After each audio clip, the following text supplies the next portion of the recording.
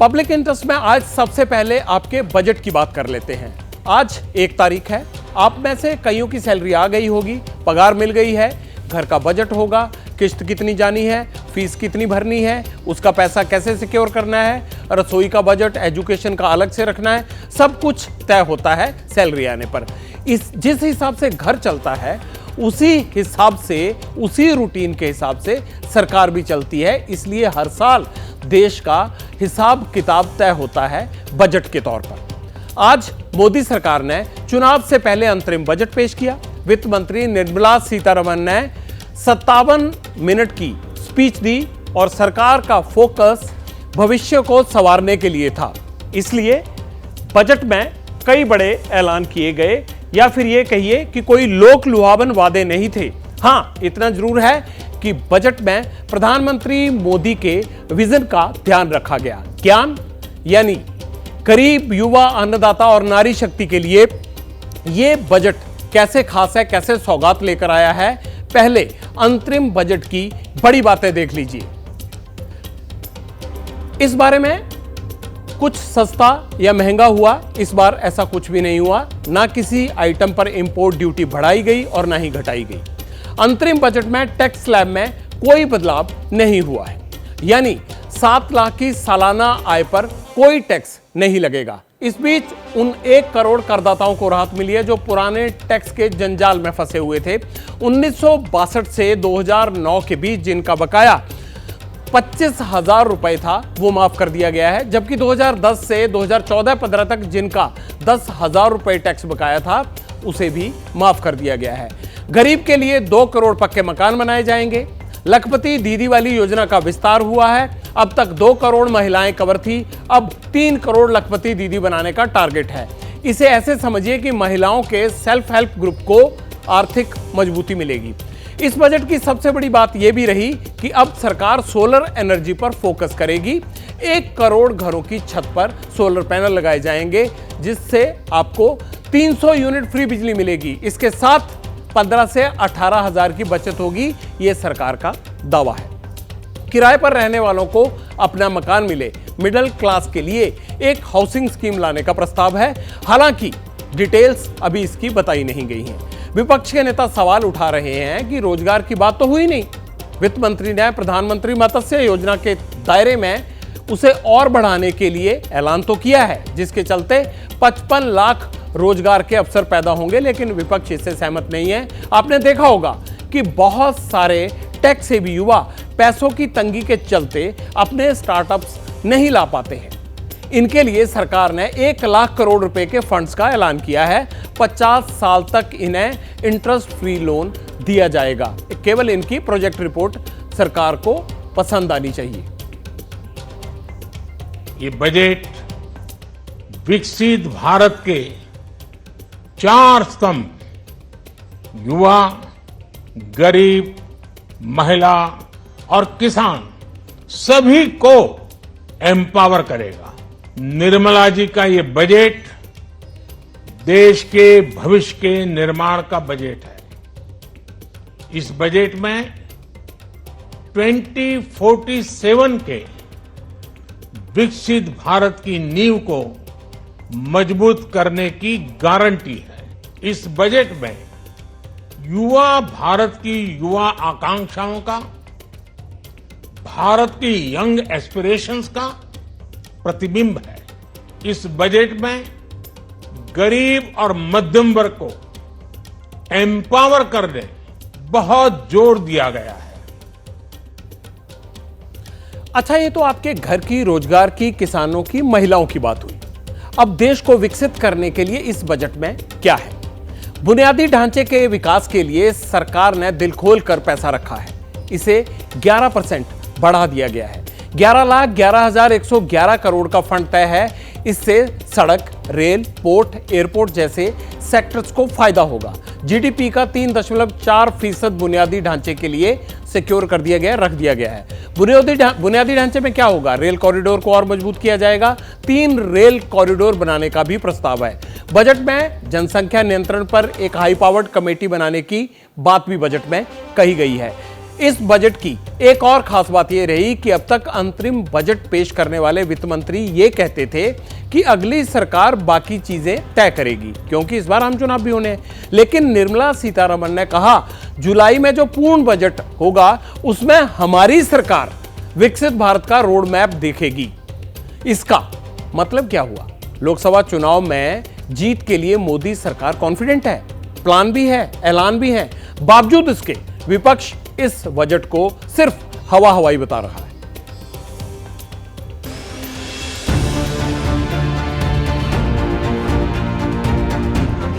जहाँ तक इस फसल 8 करोड़ किसानों को इस बजट में गरीबों के लिए, लोअर मिडिल क्लास के लिए और मिडिल क्लास के लिए भी कुछ भी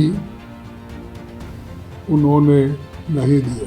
पिछले 10 साल में सरकार ने जितने वायदे किए थे उसका ब्यौरा उन्होंने नहीं दिया।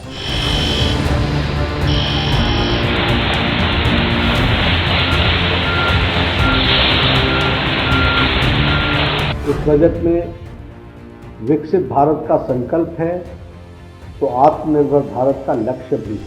एमएसएमई सेक्टर को ग्लोबल बनाने के लिए सरकार ने जो निर्णय लिया है वो आत्मनिर्भर भारत के लक्ष्य को साकार करने में मदद मिलती है। इस बजट में पर्यटन पर भी खासा ध्यान रखा गया। जो भारतीय जनता पार्टी शासित केंद्र सरकार ने आज बजट प्रस्तुत किया है वो बिल्कुल इस बात को साबित कर देता है कि ये एक जुमलों की सरकार है। मोदी जी ने वादा किया था 2014 में कि बहुत हुई बेरोजगारी की वार, अब की बार मोदी सरकार कहा था कि हर साल 2 करोड़ नौकरियां देंगे। आज 10 साल बीत गए, कहाँ है नौकरियों का हिसाब किताब? क्या 20 करोड़ नौकरियां इस देश के लोगों को मिली हैं? आज आप 5वीं सबसे बड़ी अर्थव्यवस्था है, बहुत ही जल्द तीसरी सबसे बड़ी अर्थव्यवस्था हो जाएंगे। लेकिन ये जो 10 साल का अंतराल रहा, इसका भी तो एक हिसाब होना चाहिए ना। मोदी की गारंटी इतनी पक्की है कि आपने पार्ट 1 किया, पार्ट 2 करें, पार्ट 3 अब 2024 के चुनाव के परिणाम के वक्त करेंगे। मोदी दोबारा लौटेंगे, मोदी के वोटर की गारंटी है।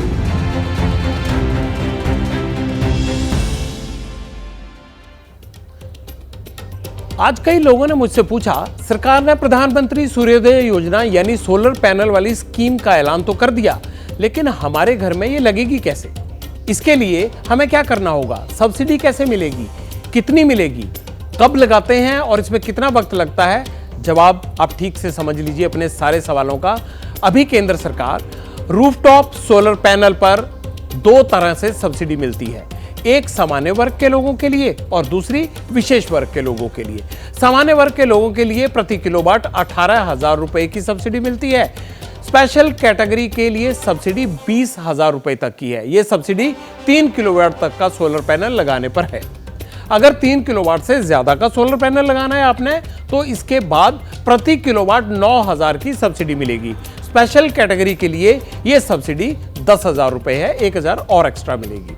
इसके अलावा रेजिडेंट वेलफेयर एसोसिएशन के लिए भी ये सब्सिडी का प्रावधान रखा गया है। राज्य सरकार भी अपने लेवल पर रियायतें देती हैं, अलग अलग राज्य में अलग अलग तरह की रियायतें हैं। अब सवाल है, सोलर पैनल पर खर्च कितना आता है? 3 किलोवाट तक का रूफटॉप पैनल लगवाने के लिए तकरीबन 1 लाख रुपए खर्च करने पड़ते हैं।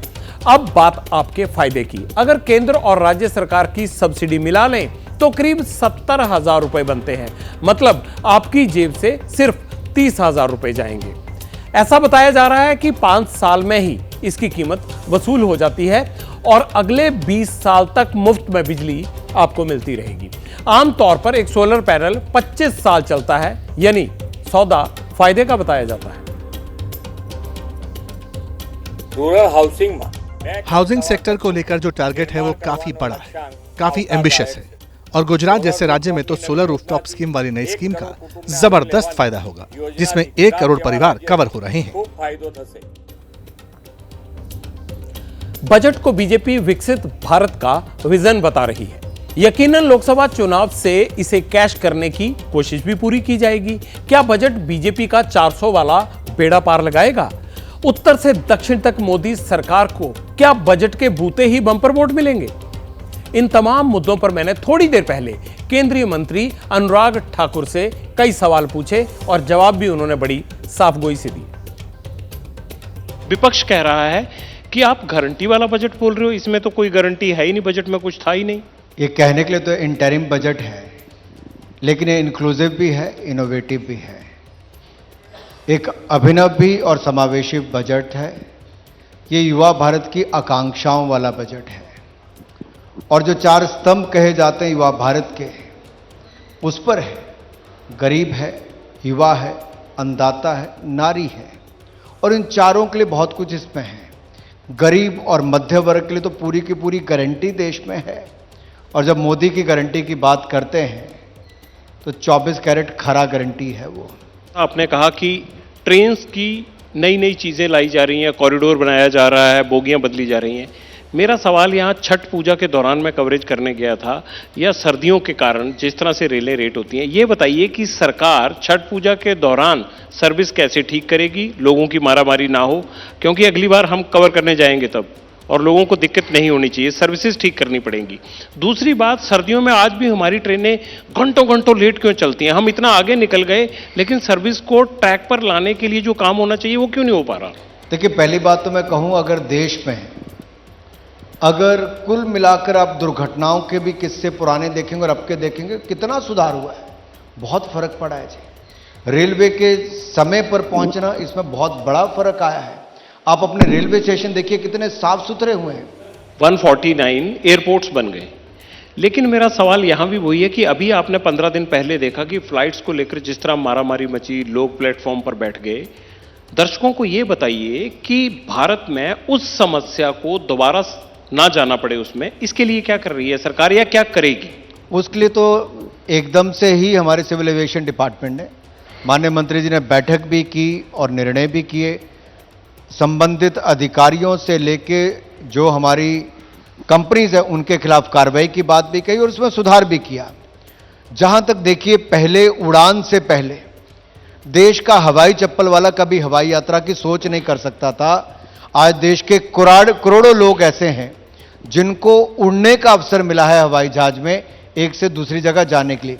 ये तब संभव हो पाया जब सरकार सालाना हजारों करोड़ रुपया उड़ान योजना के लिए देता है और गरीब व्यक्ति भी उस फ्लाइट के माध्यम से पहुंच पाता है। ये तब संभव ही नहीं था, आज संभव हुआ है। और उसमें भी अगर कहीं एक समय में अगर थोड़ी कमी आई है तो सुधार की हमेशा गुंजाइश है। टैक्स कलेक्शन 3 गुना बढ़ गया 10 साल में, ये दावा आज किया गया। लेकिन टैक्स स्लैब में कोई बदलाव नहीं किया गया, लोगों को कोई फायदा नहीं मिला। सबसे ज्यादा नजर जो है वो मिडिल क्लास की, अपर मिडिल क्लास की टैक्स पे रहती है। टैक्स को लेके क्यों गौण रहा इस बार? मुझे लगता है जगविंदर जी, अगर आप इसको ऐसा रखते कि यूपीए के समय 2 लाख रुपए तक आपकी आमदन के बाद आपको टैक्स लग जाता था। मैं फिर कहता हूं, 2 लाख रुपए की आमदन के बाद आपको टैक्स लगता था यूपीए की सरकार में। आज 7 लाख रुपए की आमदन तक भी आपको कोई टैक्स नहीं देना पड़ता है। ये मोदी सरकार ने किया। उसके बावजूद आपका 3 गुना ज्यादा कलेक्शन बढ़ा क्योंकि लोगों ने विश्वास किया सरकार के ऊपर।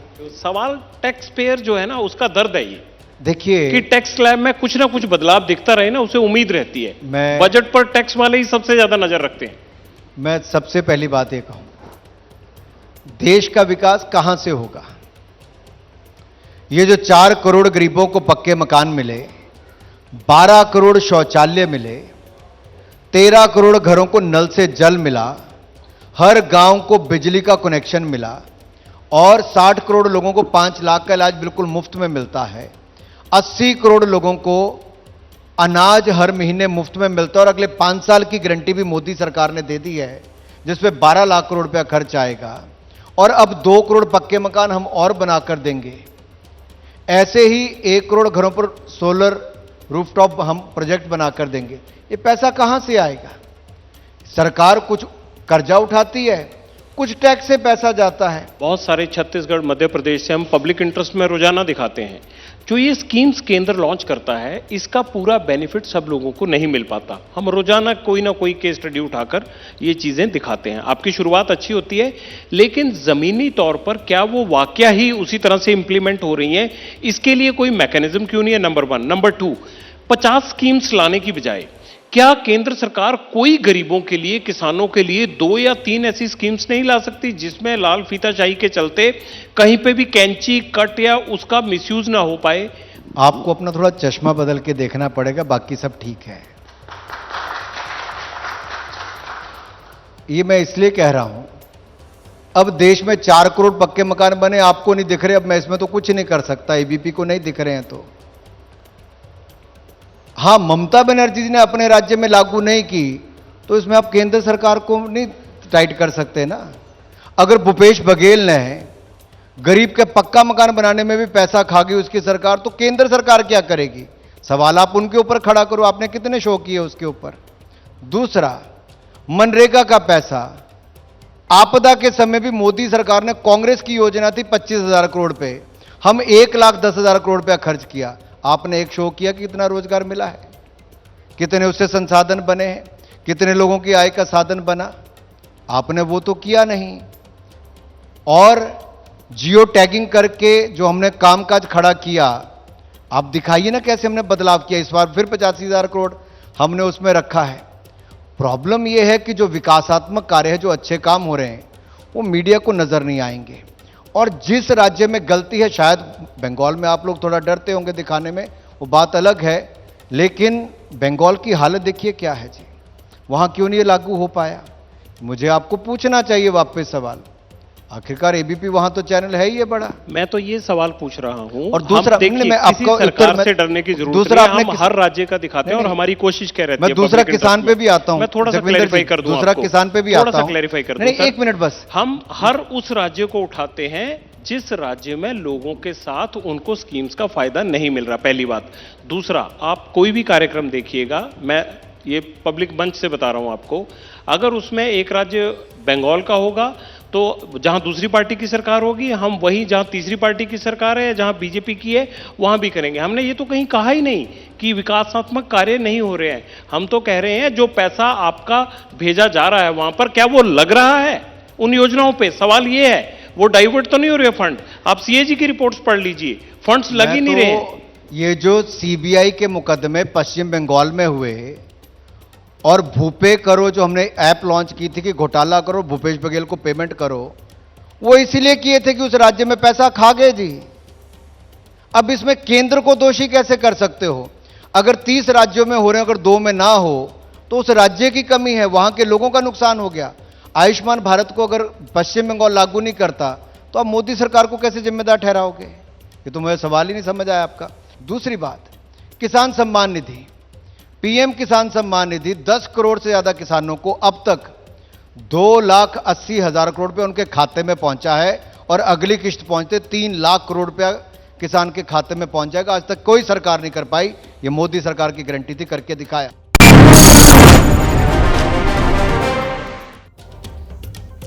बजट पर सरकार के अपने तर्क हैं और विपक्ष के अपने, लेकिन सवाल आपकी जेब का है, आपके घर का है। हम तो यही कहेंगे, जनता को टैक्स देने में कोई दिक्कत नहीं है, बस उसे लगना ये चाहिए कि टैक्स का पैसा देश को आगे बढ़ाने के लिए, गरीबों की मदद के लिए और उन तमाम लोक भलाई के कार्यों के लिए इस्तेमाल हो रहा है, ना कि सालों साल उनकी फाइलें लटकी रह जाएं। इसलिए जैसे ही घड़ी का काटा दोपहर 2:30 पे आए, बबीता जी का दिल सास बहू साजिश के लिए मचल जाए। और ये है इनकी बहू, पूरे दिन ऑफिस की टेंशन हो जाए गॉन जब ये करें अपना फेवरेट शो फ्री टाइम पे ऑन। इनकी तरह आप भी देखें अपना फेवरेट शो अपने टाइम पर और डाउनलोड कीजिए एबीपी लाइव ऐप अपने स्मार्ट टीवी पर।